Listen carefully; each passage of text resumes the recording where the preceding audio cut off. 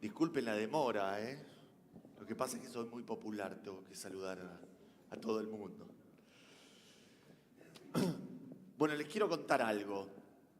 Saben que antes de que la guerra de los 6 días pase a la historia como tal, con ese nombre, con ese rótulo, eran muchos los nombres que se barajaban para referirse a ella. Les voy a hacer un breve recuento de todo el listado que estaba a disposición entonces para quien era a la sazón. ¿Se acuerdan quién era el primer ministro entonces en Israel? Levi Eshkol. Les voy a leer algunas de las propuestas, nada más algunas de las propuestas que le enviaron a Levi Eshkol entonces. Mivtzah Shalom, la operación por la paz. Milhemet Agvurá, la guerra de la valentía. Milhemet Hachaim, una guerra, traduzcámosla así, por la existencia del Estado de Israel.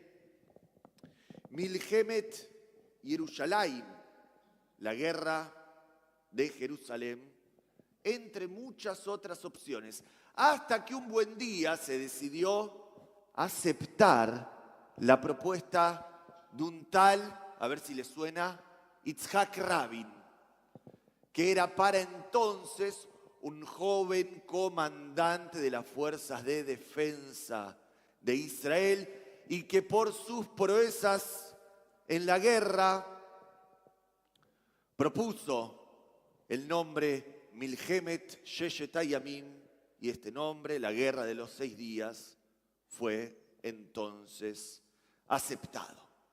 Y les cuento todo esto no por un interés intelectual o histórico, y mucho menos, créanme, mucho menos por una afición a las artes de la guerra, porque lo único que quiero y lo único que queremos todos acá es la paz para nuestros hermanos y hermanas en Israel, la paz para Israel y para sus vecinos. En realidad les cuento esto porque me embarga hace ya algunos meses cierta inquietud, o llamémoslo cierta curiosidad, acerca de cómo se referirán en un futuro los libros de historia a todo lo que está pasando ahora en Israel y en la región.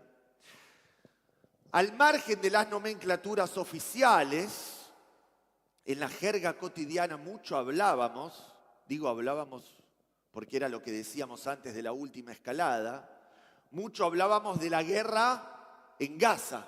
Simplemente así denominábamos a lo que estaba sucediendo en Israel. Pero lo cierto es que la historia ya conoce combates famosos que se han librado en esa parcela de tierra y que fueron bautizados con el nombre de las guerras o las batallas de Gaza. De hecho, no hay una ni dos, sino tres guerras de Gaza que libró el ejército británico contra el imperio turco otomano antes del establecimiento del Estado de Israel durante la Primera Guerra Mundial en las costas del mar Mediterráneo. Y en el transcurso de esas batallas jugó un rol central un sistema de espionaje desarrollado por un grupo de habitantes judíos del viejo Yishuv, del viejo asentamiento en la tierra de Israel, que veían con buenos ojos el dominio británico en la zona como el paso previo al establecimiento de un Estado propio. Esta red de espionaje se conoce en hebreo, no sé si alguien es familiar con esta cuestión, con el nombre de Nili. Nili, ¿no? ¿Escucharon hablar? Los miembros de Nili, ¿qué era lo que hacían? Recababan información acerca de los movimientos de las tropas otomanas en el frente y se la transmitían, se la comunicaban a su vez a los operadores británicos por medio de un ingenioso, aunque, digámoslo así, bastante rudimentario sistema de signos. ¿Por qué digo rudimentario? Escuchen bien. Todos conocen a Yuval Noah Harari, está de moda. Si entran a una librería, a Jenny, el Ateneo, van a ver su nuevo libro, Nexus se llama, en todos los anaqueles. Bueno, yo leí una partecita y Yuval Noah Harari cuenta de manera clara y elocuente cómo funcionaba el sistema de comunicación que estableció esta red de espionaje Nili. Sarah Aronson, recuerden este nombre, Sarah Aronson, fue una de las comandantes más famosas de esta red de espionaje. Y ella tenía casualmente una costa frente al mar Mediterráneo. Entonces, ¿qué hizo? Por medio de movimientos determinados de las persianas de su casa, y de acuerdo con un código determinado, comunicaba a los operadores británicos los desplazamientos de las tropas otomanas en el campo de batalla. Imagínenselo, abría una persiana, bajaba una persiana y así comunicaba cómo se iban desplazando las tropas enemigas en el campo. Muchas personas, muchísimas, dice Harari, incluyendo soldados otomanos, sargentos otomanos y comandantes, podían ver, obviamente, las persianas. Sin embargo, nadie, absolutamente nadie, salvo los miembros de Nili y los operadores británicos, podían reparar, podían advertir y darse cuenta de lo que tenían frente a sus propios ojos. A veces, como dice el dicho, un cigarro es solo un cigarro, a veces una persiana es tan solo una persiana y a veces no. Los otomanos no podían ver lo que tenían frente a sí.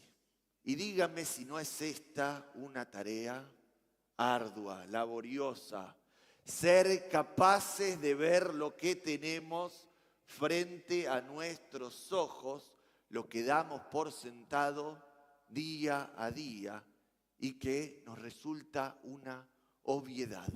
Bueno, de eso se trata casualmente la parashá, la sección, la porción de la Torá que vamos a leer en unos instantes. Así que permítanme de Sarah Aronson, ¿se acuerdan de ese nombre? La comandante de Nili, hacer un salto hacia atrás en la historia y mencionar a otra Sara. ¿Qué Sara? A nuestra matriarca. Conocen la historia. Nace Itzhak, hijo de Abraham y de Sará. Y por lo tanto Abraham y Sará deciden expulsar a su sirvienta Agar, quien también había tenido un hijo con Abraham. Ese hijo se llama Ishmael. Deciden expulsarlo de su casa. ¿Por qué? Porque temen que Ishmael con los años le dispute la herencia al recién nacido vástago de la familia señorial, a Itzhak. Así que la sirvienta Agar y su hijo Ishmael son arrojados sin piedad alguna, sin miramientos, al tórrido desierto, un desierto que conocemos muchos, de Beersheba. Imagínenselo. El sol abrasivo de oriente cae sobre sus cabezas y de a poco el agua, la magra vasija con la que Agar sale de casa de sus señores, se agota por completo. Agar sabe que su sentencia, que su destino está sellado. Que nada salvo un milagro puede salvarla de una muerte segura. Y así que con sus últimas fuerzas, ¿qué es lo que hace? Coloca a su hijo, lo deposita bajo unos arbustos, incapaz de ver la agonía, el sufrimiento de Ishmael. Pero allí, dicen las personas de fe, allí donde se agota la fuerza del hombre, allí donde incluso se agota el vigor de una madre, comienza la compasión divina. Y entonces, solo entonces, Dios oye el llanto del niño y se apiada de Agar y de Ishmael. Frente a Agar aparece, como por arte de magia, un pozo de agua, una cisterna de agua fresca de la que ella da de beber a su hijo para restituir sus fuerzas. En una lectura simple y superficial, uno podría pensar que Dios hace brotar milagrosamente una fuente de agua en el lugar más impensado, en medio de un inhóspito desierto. Sin embargo, una lectura, un análisis un poco más interesante, un poco más cuidadoso del texto, como me enseñó mi gran amigo y maestro Javi Schulman, y como observan al respecto los grandes comentaristas de la Torá, una lectura cuidadosa revela otra conclusión posible. Dios no obró ningún milagro, ningún prodigio en el relato. El pozo de agua no aparece así como así, por arte de magia en medio de ese páramo yermo y deshabitado. Lo que ocurre es algo más sutil pero no menos extraordinario. ¿Qué hace Dios? Dios abre los ojos de Agar y le permite ver lo que tiene frente a sí. Vaifkach Elohim et einea, vatere be'er maim. Dios quita el velo de sus ojos y entonces Agar, dice el pasaje hebreo que les acabo de leer, entonces Agar es capaz de ver un pozo, una cisterna de agua frente a ella. La tragedia de Agar no radicaba en la falta de agua, sino en su incapacidad de verla. Como los otomanos, que no podían ver lo que tenían frente a sí, ella tampoco era capaz de ver la salvación que tenía justo delante de sus ojos. Cuentan sus discípulos que durante su vejez el rabino Itzhak de Borki quedó ciego. Un buen día, un presunto hacedor de milagros llegó a la ciudad. Rezá conmigo, le dijo el hacedor de milagros al rabino. Rezá conmigo y entonces Dios te va a conceder la vista de nuevo. El rabino extendió su mano con desdén y lo despachó diciéndole con calma: te agradezco, pero ya veo todo lo que necesito.